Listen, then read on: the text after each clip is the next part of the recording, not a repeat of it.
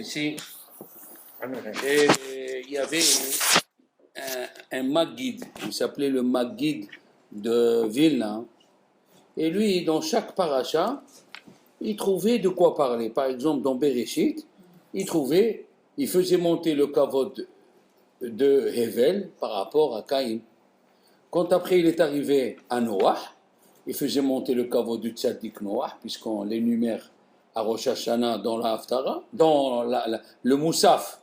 Le Moussaf de Rosh Hashanah, on dit Vegamet Noah, c'est pas n'importe qui. Et on ajoute des pasouks sur Noah. Après, quand il est arrivé à Lech Lecha, il parlait d'Abraham par rapport à la génération où il vivait, par rapport à l'autre. Les idoles. Alors, dans Vayera, malheureusement, il parlait d'Abraham par rapport à Sédom. Oui. Après, Haye Sarah, il parlait de la naissance de Ishaq et Ishmaël. Chaque fois, dans Toledot, pareil, 2 fois Yaakov contre Esav, là, c'est Yaakov contre Esav. Mais quand il arrivait, Vayetse, on va dire, Yaakov contre Lavan, Vaishlach, Yaakov contre Esav. Quand il arrivait à Vayeshev, il commençait à pleurer le Rav. Le Rav, il disait, comment on va faire avec cette paracha?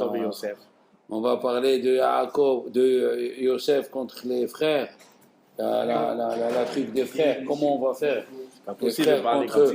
Les frères entre eux. C'est quoi? Comment on va parler? Comment on va parler? Jusqu'à qu'on ne comprend pas qu'est-ce qui s'est passé, tellement c'était difficile à parler que les frères. C'est vrai que la semaine dernière, on a parlé que le Michtav Meliaou, dans le Helek Bet, la page 203, là-bas il a parlé que pourquoi on est parti dans les galouillottes, pourquoi on est parti dans chaque galoute. Chaque galoute représentait un pays qui contredisait une interdiction de la Torah. Il y a un galoute Ismaël, c'était pour le vol, l'autre c'était pour tuer. Chacun il avait un galoute, et si Dieu nous a amenés dans ce galoute, c'était pour faire le tikkun du galoute. Et quand Dieu nous a mis dans Édom, nous sommes dans Édom, on a parlé 3 fois déjà dans la Torah, dans Bereshit déjà, on parle des Grecs. C'est le dernier exil, non? Voilà, le dernier. C'est le dernier, oui. Déjà dans Bereshit, nous parlons Ve'hoshech al peneteom, Ve'ares haïta tohu vabo, Ve'hoshech al peneteom. On parle des 4 galouillottes. Et dans Ve'hoshech, c'est le galout Yavan. Après, dans Brit Ben Abetarim, Avram Avinu, Ve'ema hashecha gedola nofelet alav. Là-bas aussi, Rashi parle des 4 galouillottes. Chaque fois, depuis la création, on parle des galouillottes que nous traversons. Et déjà, dans le 2e verset, c'est écrit Veruach Elokim merachefet al penei hamayim, le souffle de vie, c'est Mashiach. Déjà, Dieu, dans le début de la création, il avait prévu dans le programme pour nous arranger, et le Mashiach. Donc, on a Daniel, pareil, dans le rêve de Daniel, le Perek Dalet, si vous vous rappelez, on a parlé de cet animal mythique, mystique, qu'on ne comprenait pas pourquoi dans le palais de Darius, il y avait des lions aux ailes, avec des ailes d'oiseaux. Je vous avais demandé, vous m'avez dit, je ne sais pas. Or, c'est l'animal qui représentait, Daniel, il a fait un rêve avec 4 animaux, et un des animaux, c'était Babel, c'était un lion avec des ailes. Après, on a eu l'ours, c'était la Perse. Après, on a eu la panthère, c'était le grec. Et on a eu un animal où il dit qu'il avait 10 cornes, si vous vous rappelez. 10 cornes, et c'est représenté Édom. Édom, c'est là où on est là. C'est Esav, le dernier, c'est Édom. Et on a trouvé, si vous vous rappelez, dans le Perek Tzaddik du Midrash Rabbah, Perek Tzaddik du Midrash Rabbah, c'est écrit là-bas que Yavan, il doit tomber entre les mains de Lévi, puisque Yavan c'est 3 lettres et Lévi c'est 3 lettres. Là-bas, le Midrash il fait des choses bien. Il a dit celui-là il est habillé pour servir Dieu, celui-là il est habillé pour faire la guerre, mais à la fin c'est écrit, mais Édom, il va tomber entre les mains de Yosef. Hein? Et on avait fait la correspondance, que lui, il a rêvé le quatrième animal, c'était les cornes, il y avait 10 cornes, c'était les 10 pays qui commandaient la Grèce, et qui c'est qui va lutter, c'était Yosef, parce que Yosef, il est représenté aussi par un taureau, Shor, il lui a dit, Bechor Shoro, Hadarlo, oui, et le Shor, lui, il a la corne. Et qu'est-ce qu'ils ont dit les Grecs pendant Hanouka? Ils ont dit écrire dans la corne d'un Grec, je n'ai pas part dans... il y a plusieurs explications. Une explication parce que Rabbi Exkiel Abramski, il est passé devant une fois un musée, il a dit que la corne, par où il donnait le lait, il a dit voilà, il voulait que dès la naissance, on donne... Après il y a eu le dinim de la corne, que la corne elle fait une différence entre les juifs et les goïms, puisque nous si on encorne un animal d'un goï, ça leur plaît pas que c'est patour, et eux par contre ils sont hayab. Donc on a parlé, et la quatrième raison de la corne, il y a la corne, c'est que on a dit ça fait la différence entre les juifs et les goïms. On a dit la corne de Yosef Bechor Shoro Adarlo, il va aller contre les goïms qui ont la corne. On a dit que par là-bas, il donnait le lait aux petits-enfants, la corne. Il y a plusieurs raisons pourquoi il y a écrit la corne. Et la corne, ça fait la différence. C'est pour cela que Yosef, quand il était en Égypte, pendant 22 ans, il a fait la différence entre les Égyptiens et lui. Il a tenu à dire qu'il est juif. Et comme elle dit la Torah, les Égyptiens ne mangeaient pas avec les Juifs. C'est exprès la différence. C'est marqué, hein. Encore, nous parlons des galoyotes, des 4 galoutes dans le rêve de Yaakov. Yaakov, il a rêvé, le premier, il est monté 52 marches, le deuxième, 70, le troisième, 180, le quatrième, qui est Édom, il est monté. Et il lui a dit, mais où il va? Il a eu peur. Il lui a dit, Altira Avdi Yaakov. N'aie pas peur, mon serviteur Yaakov. Et on a lu dans la Haftara, même si il se cache dans les étoiles, ceci fait allusion aux fusées, les goïms iront s'installer aux étoiles, puisque là le prophète il dit, même s'il se cache dans les étoiles, de là-bas je le ferai descendre. Donc, et ce qui est extraordinaire, Melech Yavan, si tu prends, il dit, le Bnei Issachar, Melech Yavan, Gemataria Yosef. Il n'y a que Yosef qui peut lutter contre Melech Yavan et contre Édom. On va voir pourquoi. Et si on prend aussi, il a dit si on prend Shor Samechmem, avec l'ange Samechmem, qui est Yosef, c'est la Gemataria de Nahash. Le serpent, c'est le représentant du mal sur cette terre. Il passe par la Grèce et tout ça. Donc nous avons Melech Yavan, Gemataria Yosef, nous avons Samechmem Shor, Gemataria Nahash, nous avons ici, nous parlons, ici c'est écrit, qui s'est installé Yaakov en Égypte, en Égypte, c'est ça, oui. Il s'est installé en Israël quand il est revenu, après il est passé en Égypte. Il a écrit qu'il avait 17 ans, oui. Et elle est Toledot Yaakov, Yosef ben Sheva Esrei Shana. Il avait 17 ans. Et pourquoi on nous dit l'âge de Yosef? Après, c'est écrit, il avait 17 ans quand on était à la Yeshiva. Le Rav Monsonego, il avait dit, pourquoi il a écrit qu'il avait 17 ans. Il nous dit, à votre âge, nous on avait 17 ans. Yosef, au lieu d'aller dans les bars et les boîtes de nuit, il était chez Yaakov Avinu. Il était chez Yaakov Avinu. Et, non.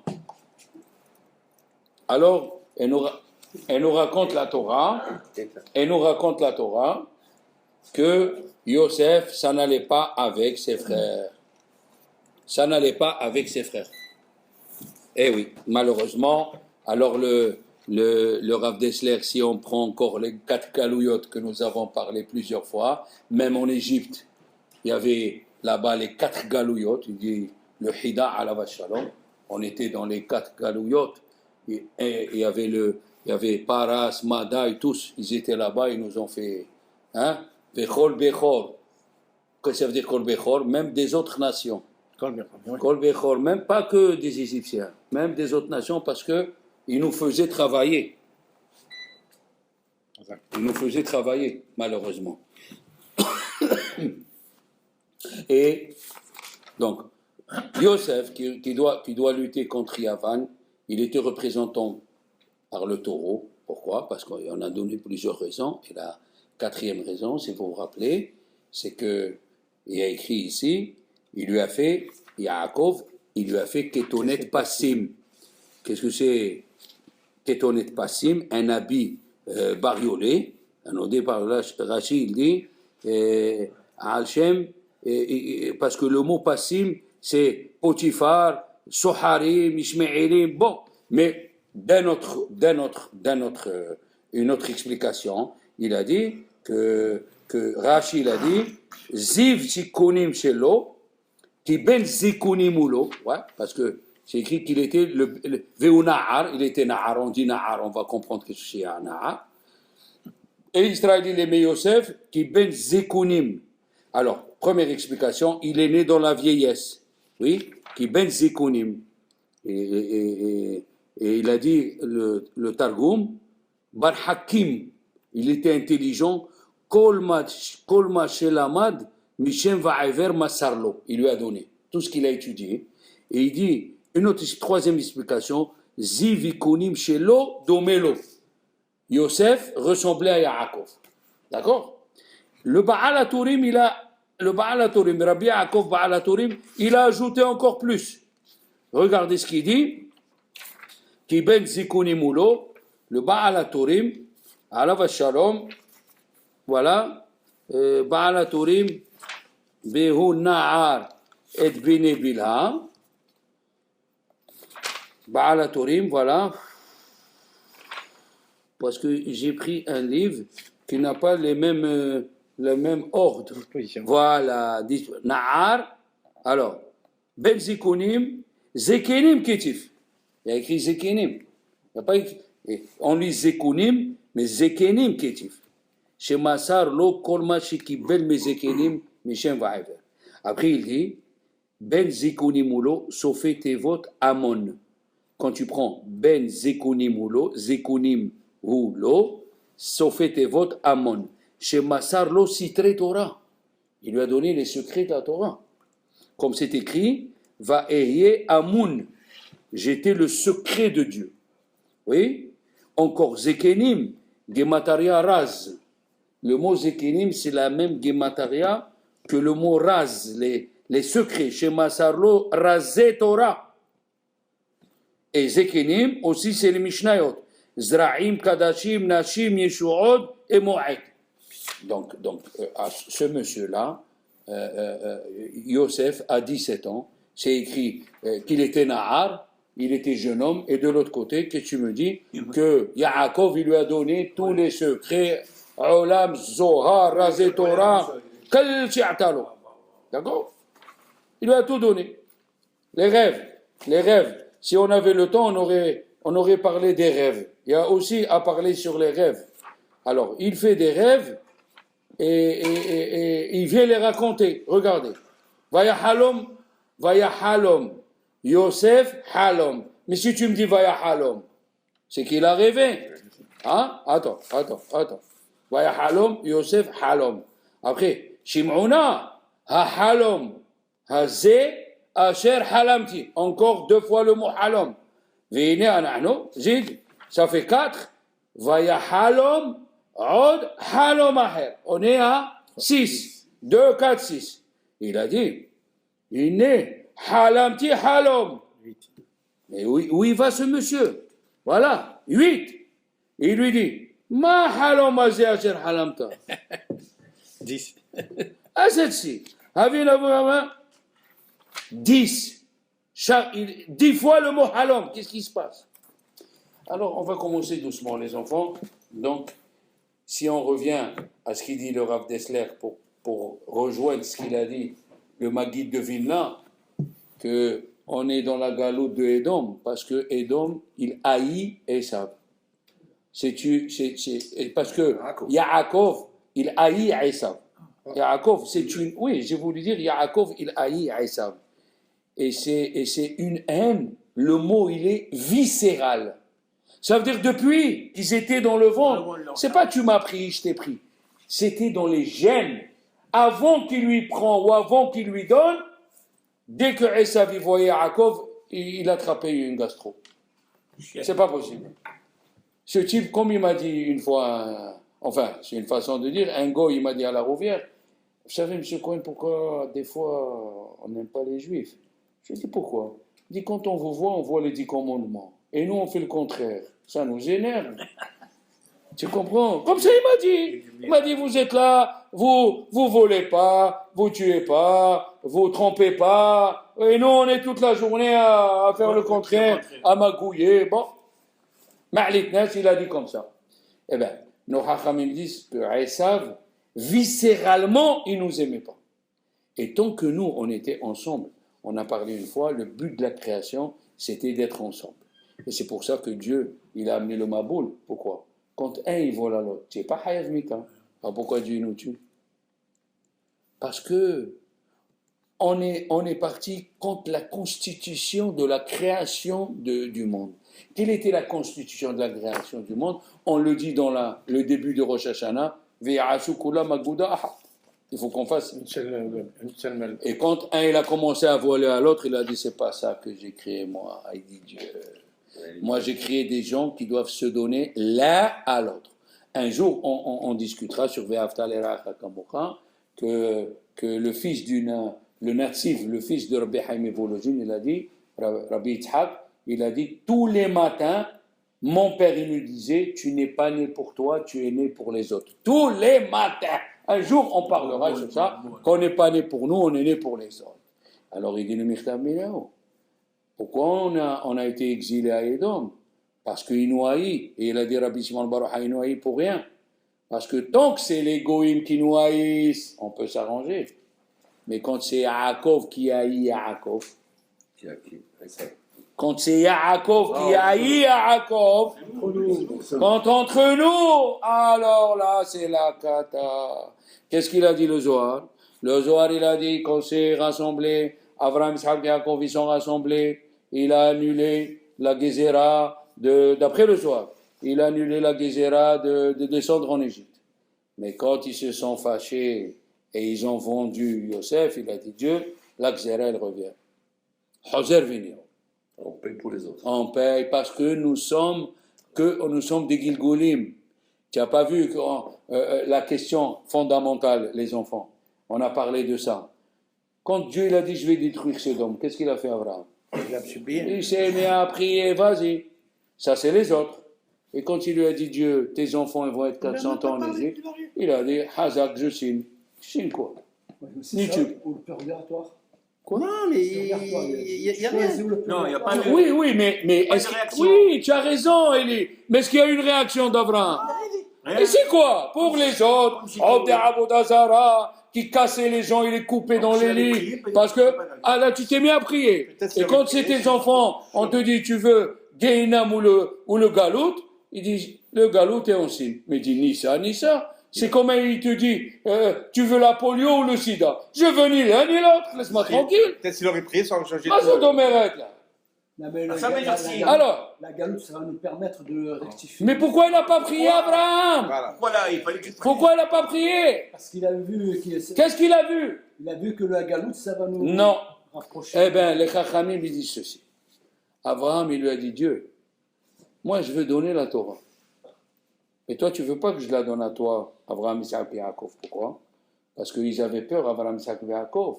Première explication du Maharal de Prague. Si on devient Rechaim, qu'est-ce qu'il va dire Dieu? Ah, moi j'ai donné la Torah des Tzadikim. Je n'ai pas donné la Torah des Rechaim. Qu'est-ce qu'il a dit Abraham? Non. Première explication du Maharal de Prague. Je veux que mes enfants, même s'ils sont au bas de l'échelle, et tu leur donnes la Torah, donc il n'y a pas plus bas que ça, et quand même tu les as choisis pour leur donner la Torah. Mais l'explication profonde que tout le monde amène, c'est que Dieu il a dit à Abraham, moi je vais vous donner la Torah.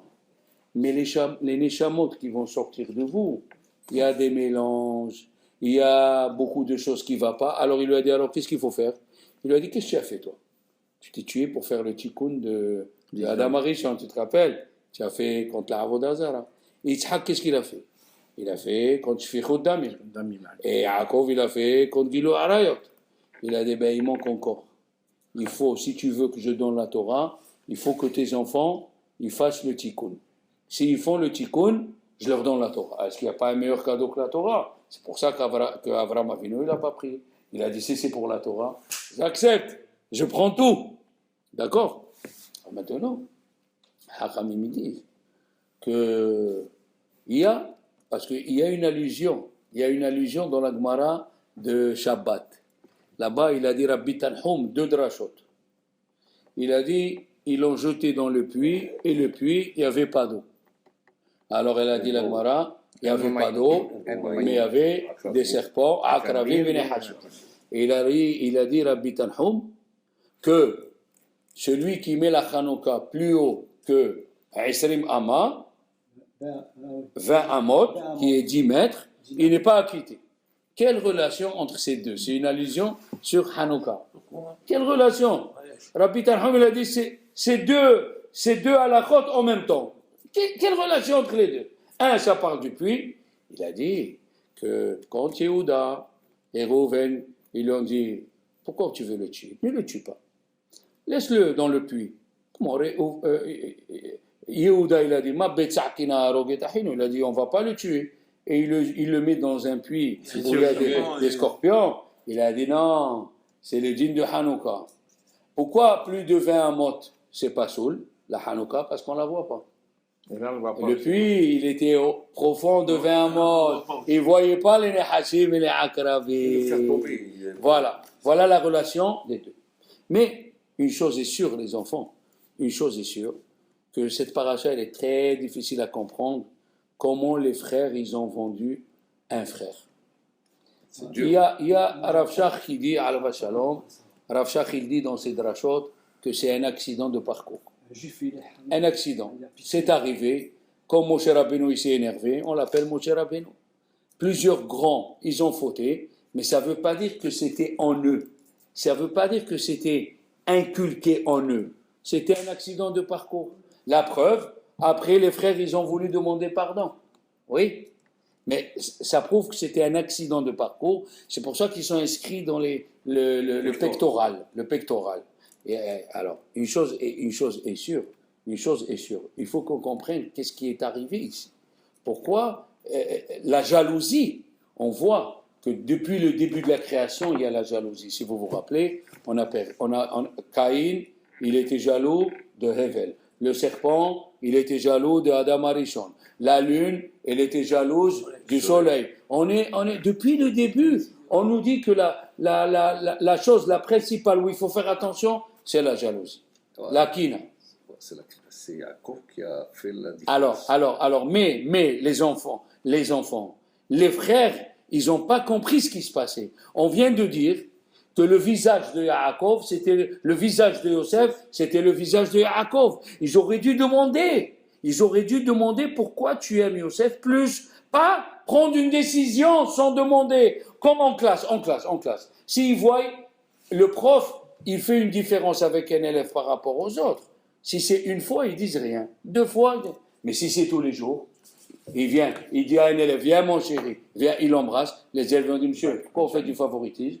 Il va répondre, ce monsieur, il révise, il a toujours 20, toujours poli, toujours il ne répond pas. Quand vous serez comme lui, je viendrai vous voir. C'est une réponse. C'est une réponse. La même chose, tu vois que Yosef, il est avec Yaakov. Alors écoutez-moi bien. On dit Ve'u Na'ar, n'est-ce pas? Oui. On va commencer. Mais Yaakov, il aurait pu faire le sens contraire. Non, lui, il a cru que ses élèves ils étaient dans un degré, ses enfants étaient dans un degré qu'ils auraient dû comprendre qu'est-ce qui se passe. Pourquoi il a le même visage que moi? Pourquoi je lui enseigne à lui? Et pourquoi pas aux autres? Rachid dit, il est venu, il a parlé la shonara. Il a dit, qu'ils ont mangé Ever Minahal, et qui se promenaient avec les filles, et qui disaient aux frères des concubines, vous êtes des esclaves. Voilà ce qu'il rapporte Rashi. Mais le principal, c'est Ever Minahal. Parce qu'un goy, il peut dormir avec les femmes qu'il veut, donc elles ne sont pas mariées. Bien sûr, un goy, il peut pas, par contre, il ne peut pas manger Ever Minahal. Il peut dire Eved à quelqu'un, mais Ever Minahal, c'est les noix noachites. Alors sur ça, ils ont dit, quand même, Yosef, il a été puni sur ces trois choses.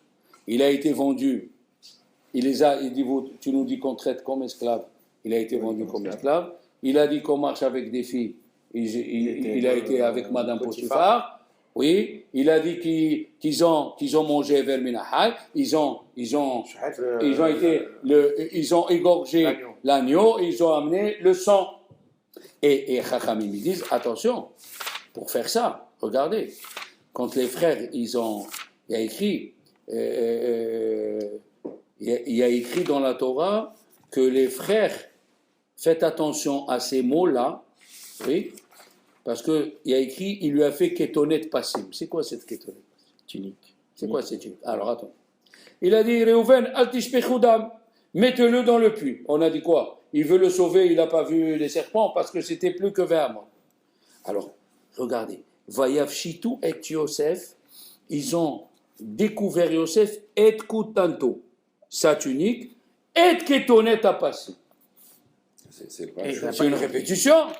C'est une répétition. Regardez, quand ils l'ont vendu après, qu'est-ce qu'ils ont dit? Vaikru, ouais, Vaishlechu, on a dit, et Kutanto, ouais, et Ketonet a passé. Ils disent Chachamim qu'ils ne pouvaient rien lui faire à Yosef tant qu'il avait ce vêtement. Ce vêtement-là, il y avait des noms, il y avait des Shemot à Kodesh. Très, très saint. Et qu'est-ce qu'ils ont fait? Ils ne pouvaient rien lui faire tant qu'il avait ça. Donc, ils lui ont enlevé Et Koutonet, d'abord le premier vêtement, et après ils lui ont enlevé Ketonet à passer.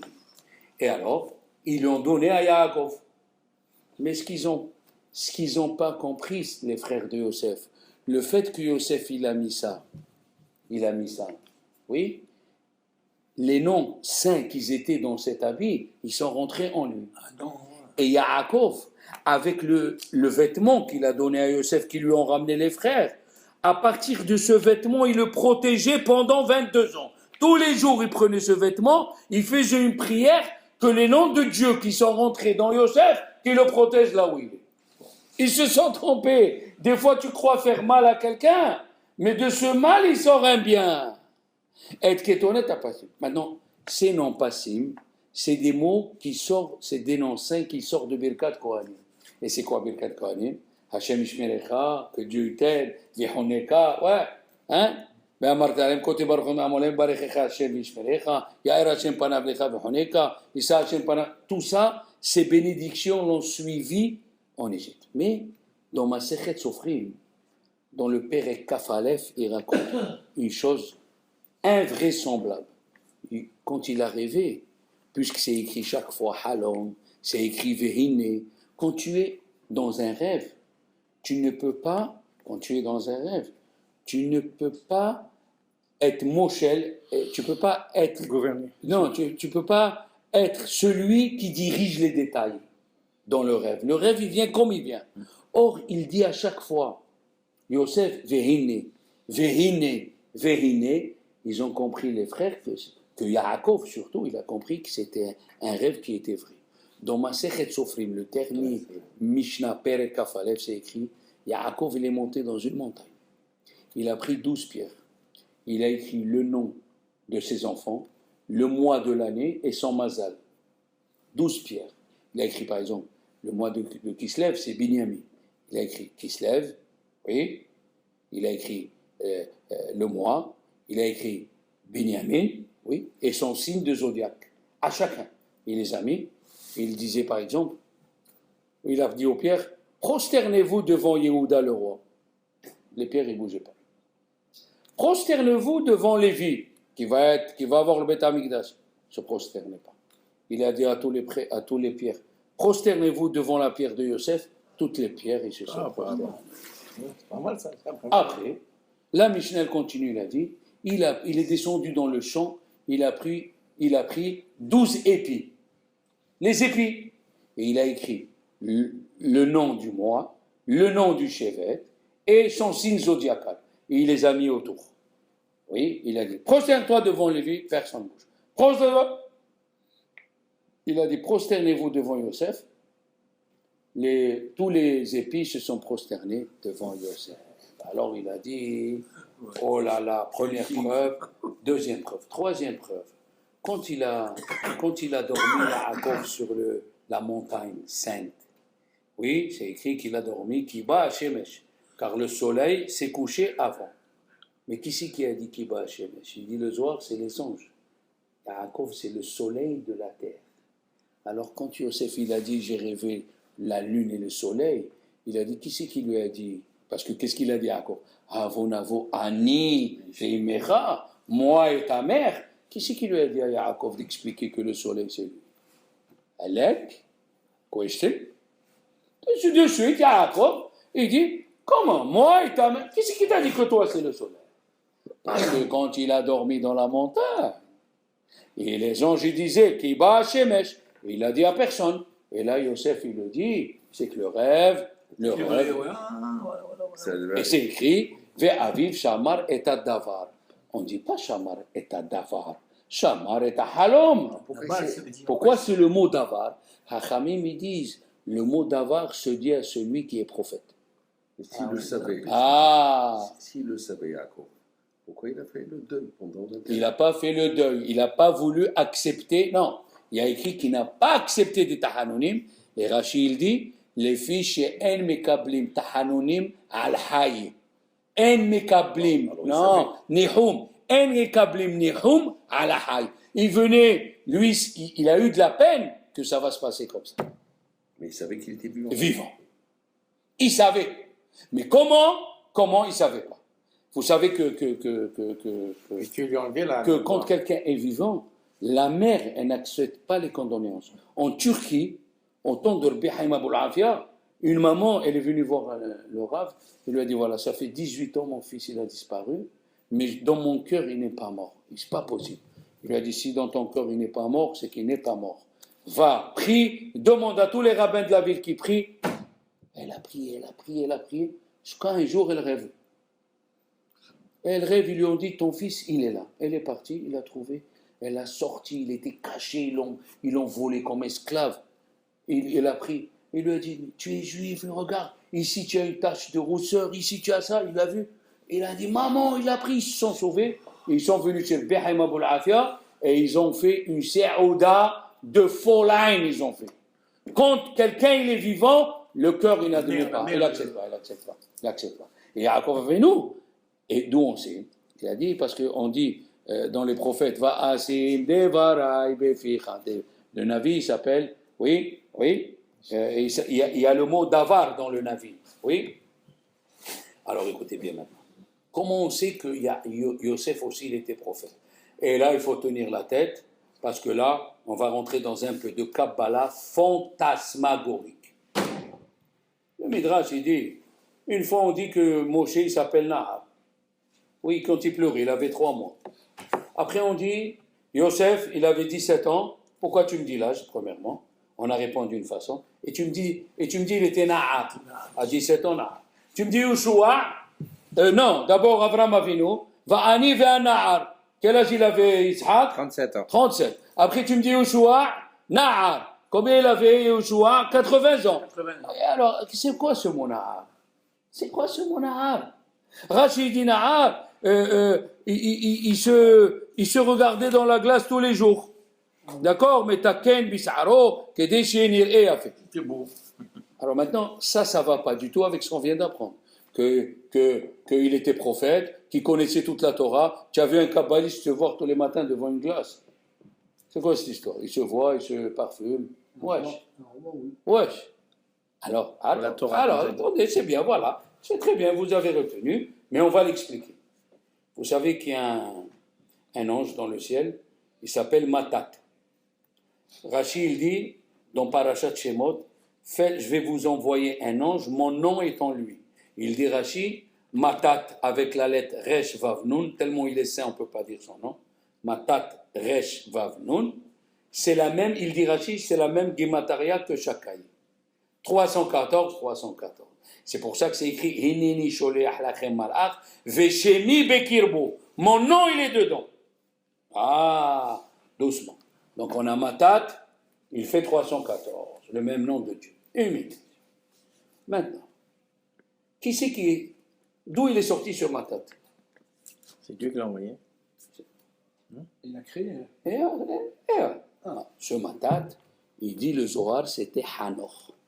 Hanoch, veine enenu, kilekaho Elokim. Il n'est plus là, Dieu il a pris.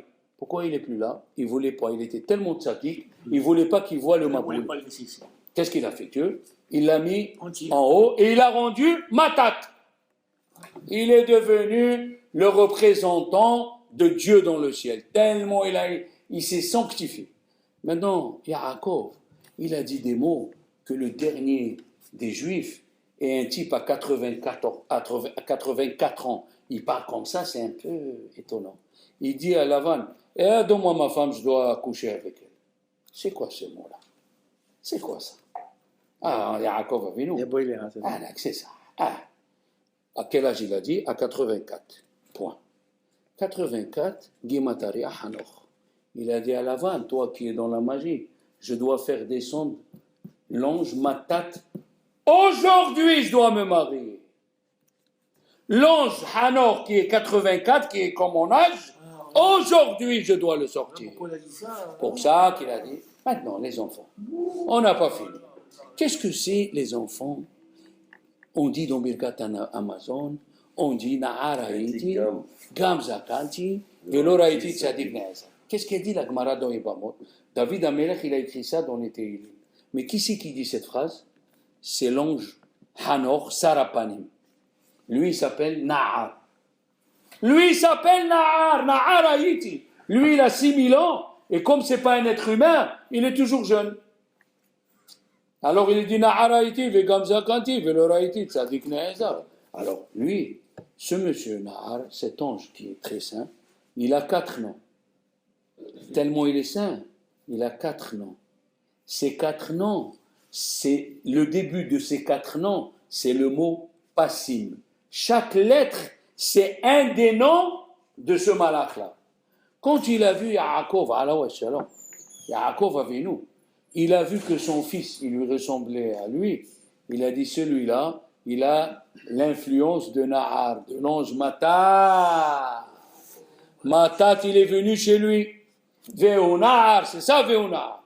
Et comment c'est que la Torah nous dit l'âge 17 ans? Il dit le Megal et Amokos, Rabbi Nathan Shapira. Il y a Havaya petite. C'est quoi Havaya petite? Tu prends 5. Après tu prends 6, ça fait 11. Après tu prends 5. Ça fait 16. Et après, qu'est-ce qui manque? 16 et 10, 26. Non, mais quand tu prends la petite Havaya, c'est la moitié. La moitié de 26, 13. Mais normalement, c'est 17 la petite Havaya. Il faut qu'on trouve 17 dans Havaya. Combien il y a? He, 5. 5. Après, Yud. Havaya. non, d'abord, Vav. Vav. Ça fait 5 et 6, 11. 11. Après, Yud. ça, 1 au lieu de 10, on met 1. C'est ça? et ça fait combien? C'est 11 et 1, 12. Et 5, 17. Eh ben voilà, monsieur. Havaya. Ah. Eh bien, quand la petite... La petite Havaya, tu enlèves les dizaines. Tu enlèves les dizaines. Du 0, tu enlèves. Aïe, aïe, aïe. Alors il dit, il avait 17 ans. 17, 17. C'est la petite Havaya de Dieu. Et Dieu, il était chez qui? Il était représenté par même tête. Et même tête, comment il s'appelait? Na'ar. Yosef, il avait 17 et il s'appelait Na'ar. Et il avait Ketonet Passim, c'est les 4 anges, c'est les 4 mots qu'il a. 7 anges. Maintenant, regardez. Il y a écrit dans le Tehillim que les Juifs, ils ont vendu les frères pour des chaussures. Il y a 5 explications. Il y a qui disent Pourquoi il a vendu pour les chaussures? Pour lui dire, il faut que tu sois un peu anav. Enlève les chaussures et marche sur la terre. Qu'est-ce qu'on dit avant de faire Osé Shalom? Venafshi ke'afar rakoti. Tu es là pour t'élever sur nous. Sois un peu anav, sois un peu comme la poussière de la terre. Première explication. Deuxième explication. Il y a écrit que tout celui qui a la gava, minou dès la chamaï. Et quand quelqu'un il est béni douille, on lui enlève 40 ans. les chaussures. On lui enlève les chaussures. Ils lui ont dit, toi tu veux nous tuer, tu veux montrer que tu es le chef, et tu veux, tu es béni douille. Enlève les chaussures. Comme ça il a dit un rave de Djerba, qui s'appelle Ismah Mouch. Quatrième explication. Tu as voulu nous traiter comme esclaves, n'est-ce pas? On a dit, on vient de le dire, eh bien tu es un esclave. Non, il y a une autre explication. C'est que, et là j'ai appris quelque chose de fantastique, c'est qu'à l'époque, la chaussure représentait l'héritage que tu as. Quand tu vendais un terrain de tes parents, tu l'échangeais, tu faisais la transaction, on a vu dans Route, halatz ish na'alo, avec les chaussures. Il y avait deux témoins, il n'y avait pas les gens qui savaient écrire. La Torah, elle a tout prévu, même si tu ne sais pas écrire, même si tu ne sais pas lire. Tu échanges, tu lèves la sandale et le terrain, il te revient de vendre de témoins. Il a des chaussées aussi, non? Et le déchaussement, ça c'est une autre chose. Ça c'est que tu ne veux pas donner la place à l'âme pour revenir. Et qu'est-ce qu'il a fait le César au temps de Rabban Gamliel? Il les a appelés, il leur a dit, expliquez-moi la Torah. Quand ils sont arrivés, celui qui vend son frère, et Menitza Beado, Hayav Mita. Il a placardé tous les 4 murs de la chambre avec des chaussures. Ils lui ont dit, pourquoi tu as mis les chaussures? Il a dit, vous avez vendu votre frère pour une paire de chaussures. Il a dit, combien ils ont payé? Même pour savoir combien ils ont payé, il y a un midrash. Le midrash, il dit combien ils ont payé. 20 pièces. 2 pièces pour chacun. Et la Gemara dit, à cause de la tunique qui coûtait 2 pièces, nos ancêtres sont descendus en Égypte. Toi, papa, tu as fait une tunique à 2 pièces. Voilà, chacun il a 2 pièces et ton fils, on l'envoie. Mais ils ne savaient pas que eux, les plans de Dieu, ils sont sortis d'Afka parce qu'ils ont fait comme ça. Mais revenons à nous. Les chaussures montrent que c'est toi aussi qui domine, quatrième explication, qui domine les animaux. Comment on sait que tu domines les animaux? Quand tu tues l'animal et de sa peau tu t'habilles. D'accord? Et moi j'ai ajouté une explication du Zohar. Qu'est-ce qu'il a dit le Zohar à Moshe Rabbeinu? Dieu il a dit à Moshe, enlève la chaussure de tes pieds. Pourquoi? Qu'est-ce que c'est enlève la chaussure de tes pieds? Pourquoi il lui a dit la chaussure et pas la tunique? Enlève tes chaussures. Je sais que tu m'as dit que la terre elle est sainte, je le sais. Mais pourquoi il a choisi la chaussure et pas la tunique? Il dit le Zohar, il lui a dit, à partir d'aujourd'hui, tu t'éloignes de ta femme. Ah, la zézo. Alors attends. Il lui a dit, tu vas t'éloigner de ta femme. D'accord? Tu vas t'éloigner de ta femme. T'éloignes de ta femme. D'accord? Ça veut dire, ils lui ont dit, toi, tu nous as soupçonné qu'on dort avec les femmes. On va t'envoyer en Mitzraïm. C'est la nudité de la terre. On va t'envoyer là-bas, on va voir qu'est-ce que tu vas faire. Ils l'ont vendu pour les chaussures. Donc si on dit ce qu'on dit, les chaussures représentent la femme qui te protège du péché. D'accord? Et ils lui ont enlevé les chaussures. Yakoula. Maintenant dites-moi, Hanor, ce monsieur Hanor, la Torah, Rashi rapporte quel métier il avait. Il était cordonnier.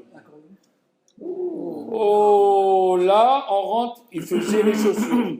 Et sur chaque couture de la chaussure, qu'est-ce qu'il disait Hanor? Baruch Shem Kevod Machoto Leolam Ba. Pourquoi? Parce qu'il savait que les gens, au temps du Maboul, il dormait avec l'autre. Il faisait des chaussures pour leur rappeler, c'est assourd, les chaussures, c'est la femme, elle doit nous protéger. On ne doit pas être entraîné à faire le péché avec. Tu comprends? Eh bien, Baruch Shem Kevod Malchuto Leolam Vaed, c'est la Gemataria de Matatron Yosef. Tu l'as dit le nom. Ah oui, j'ai dit faux, j'aurais pas dû. Même tête, Yosef. Ça veut dire qu'il était le représentant de ce même tête, puisque Yosef faisait attention et il reprochait aux autres de ne pas le faire. Et c'est pour ça qu'ils disent Chachamim, comme Yosef il s'est senti le Melech, c'était le représentant de Dieu, il s'est senti le Melech. Alors, tous les jours, il allait se voir les cheveux. Parce que la Gemara, elle dit, dans Yebamot, dans Brachot, qu'un roi, il est différent du Kohen Gadol. Le Kohen Gadol, une fois par semaine, il allait se couper les cheveux.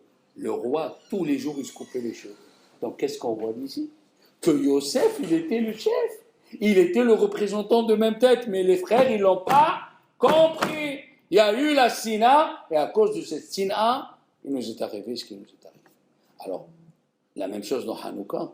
Qu'est-ce qui nous est arrivé quand on s'est séparés? Il y avait des Juifs qui étaient avec les Grecs, des Juifs qui étaient contre les Grecs.